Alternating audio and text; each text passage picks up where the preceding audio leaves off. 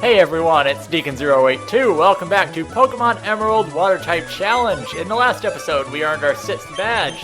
And I'm going to start off this episode by bringing in Tulse the Marshtomp, Stinger the Tentacruel, and Blue Bunny the Azumarill.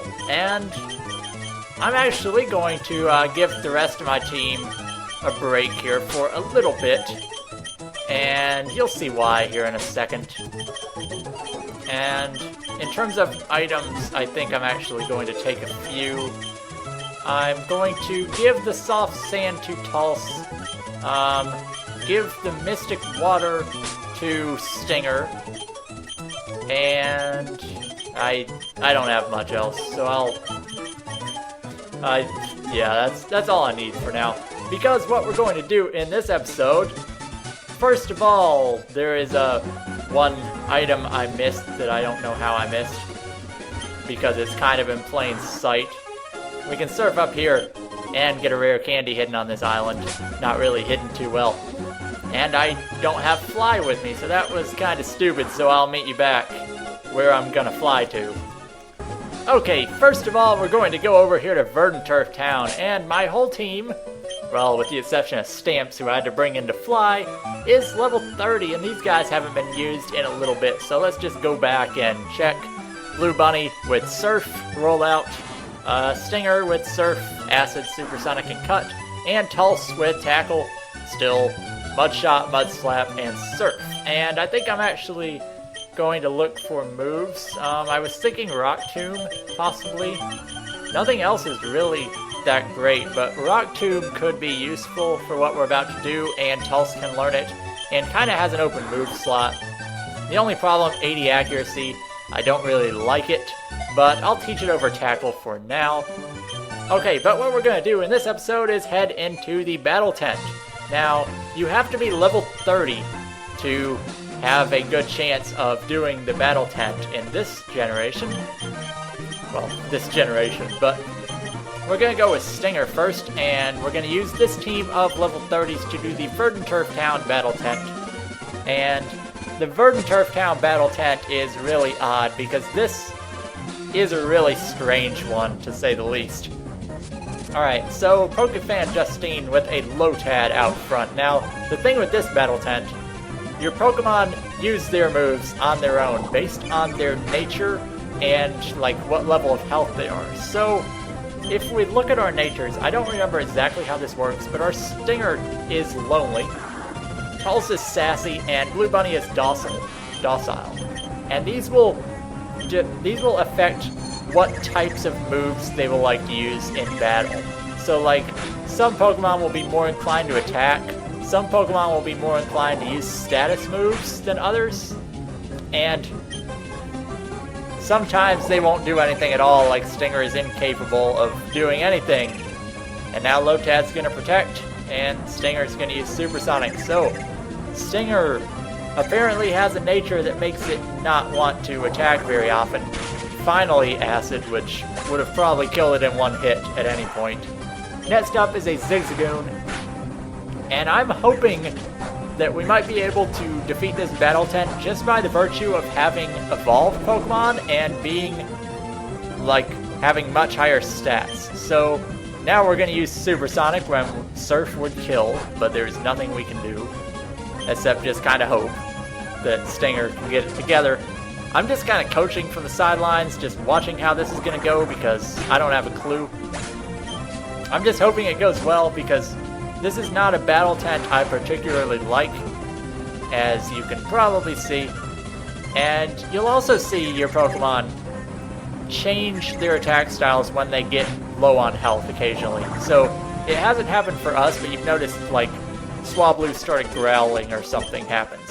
So what that does is it just means your Pokemon's changed their attack patterns. So a Pokemon might be like 77% attacking when it's normal health, but when it's low on health, it might try to defend itself more with status moves and stuff. So there's no way to know unless you have a chart with how this battle tent works. So it's really just a luck thing. So Stinger's going to use Surf, which thankfully does a lot of damage, and see, Wingull's getting into position because its health is low, so that just means it's changing its attack style. Some Pokemon don't change their attack style at all. Some Pokemon, based on their natures, they'll go from never attacking to like always attacking. It looks like Stinger's in a really good situation where it wants to attack when it's low on health, because as you can see, it's using a lot of attack moves now when it wasn't before. Well, apparently not. It's using Supersonic again. But I mean, Supersonic's fine. See, it's going to use Surf when it's really low on health, so I think we got a good matchup with Stinger in this situation. And next up, the third and final opponent who doesn't think we should be lolling. Yeah, this isn't very funny, personally. So, we use Acid on this Poochyena. Lower its defense, which means if we use Acid again, it will kill. But instead, we're going to use Supersonic. You know, if we had something like a Howl, that would be really nice because we could boost our own stats instead of missing constantly. And constantly confusing them. I mean, I've even seen Stinger use Supersonic when the opponent's already confused. But there's Acid, that's really good in this situation. Come on, Stinger, you can do this.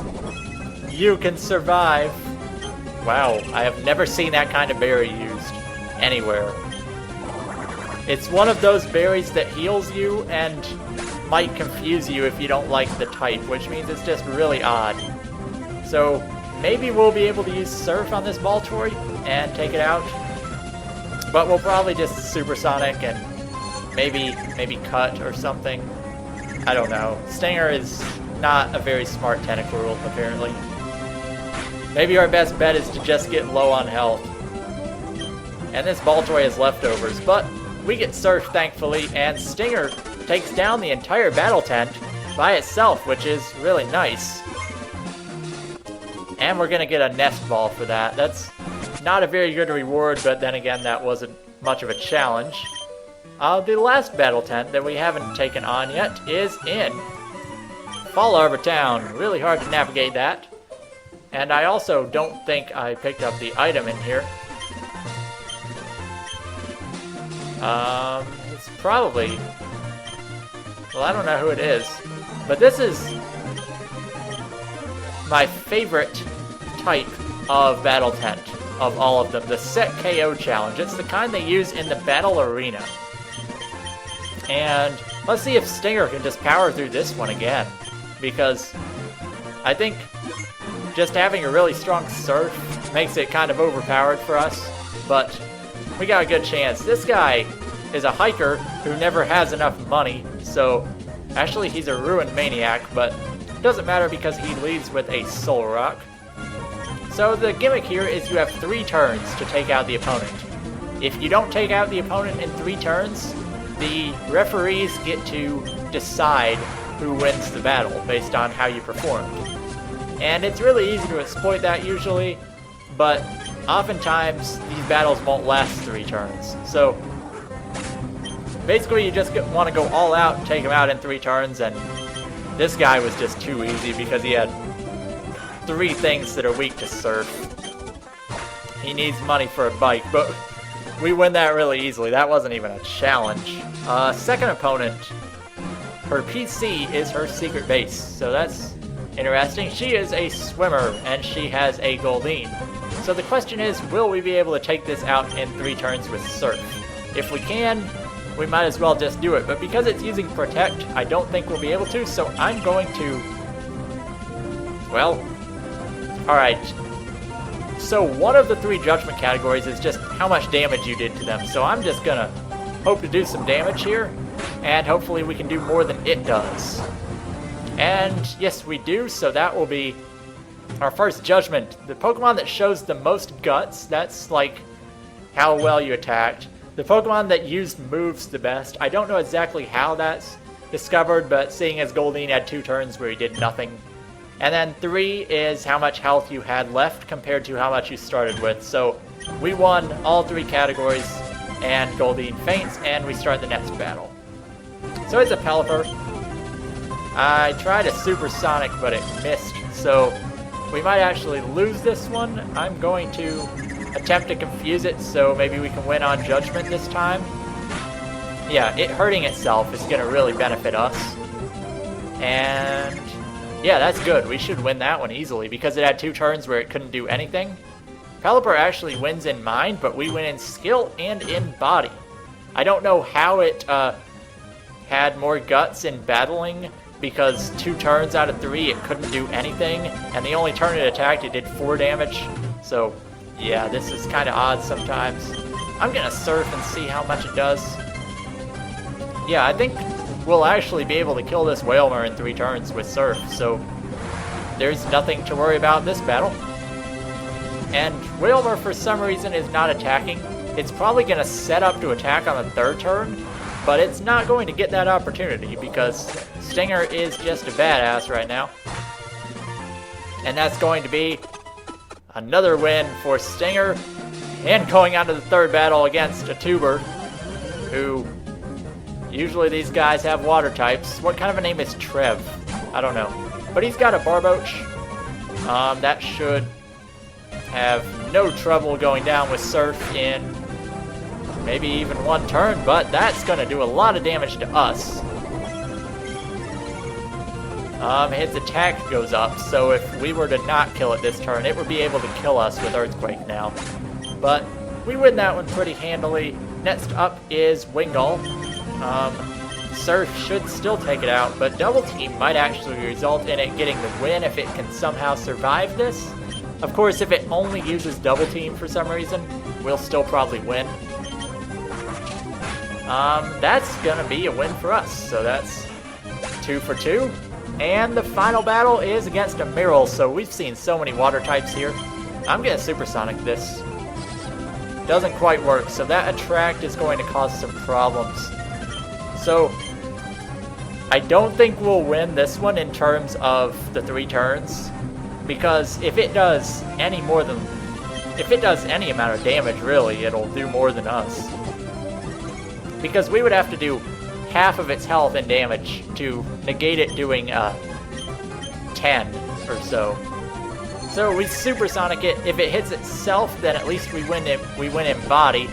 But neither of us attack each other, so this will be interesting to see how this decision goes. We win in mind, a tie in skill. Well, Miro wins in skill and a tie in body, which means we have a draw, and both Pokemon faint, which means we win the battle. You can actually have a draw in a battle that way if both of your 3rd Pokemon faint. But that was a lot easier than I expected. I expected a little more from the battle tens, to be honest. So that did not go as well as I had hoped, unfortunately. We did get a Hyper Potion out of it, though. But it looks like that was really short. I don't really want to end the episode this soon, but there's nothing else we can really do. But the next place we have to go is east of Fortree City, because once I decide which Pokemon I'm going to use, let's see. I'm going to bring Ariel back because Ariel hasn't evolved. I think I'm going to go with Sharknado because we haven't used it yet. And we'll put Stamps in here. And I got to pick one of these sits that we used last time. I think I'll go with Taiwan for the same reason. It hasn't evolved yet. And this will be our team. I'll have to train up Sharknado a bit. But like I said before, there are a lot of water types that we can't get for a while, but we'll be able to get before the next gym. So it'll be interesting to see what we can do. I need the EXP share. That would be really good to give to Sharknado because we can train it up here really nicely. And none of the others are really useful right now, but I'll give the Silk Scarf to Goldeen. And this will be our team for now. Now, the location of the next city we'll be reaching is a long way away. Here's Lily Cove City. Mount Pyre, where Team Aqua's supposedly chased Team Magma to, is down here. So we might as well stop at Lily Cove and heal before we head down here. And then we have this entire area over here with water, where we have Moss Deep City, Sutopolis City, Evergrande City, Pacific Log Town, There are just a lot of places we can go to. But I'll save that for the next episode, where we'll be headed east from Four Tree City and starting our journey towards Lily Cove. So, this has been Deacon082 with Pokemon Emerald Water Type Challenge, and I will see you guys next time.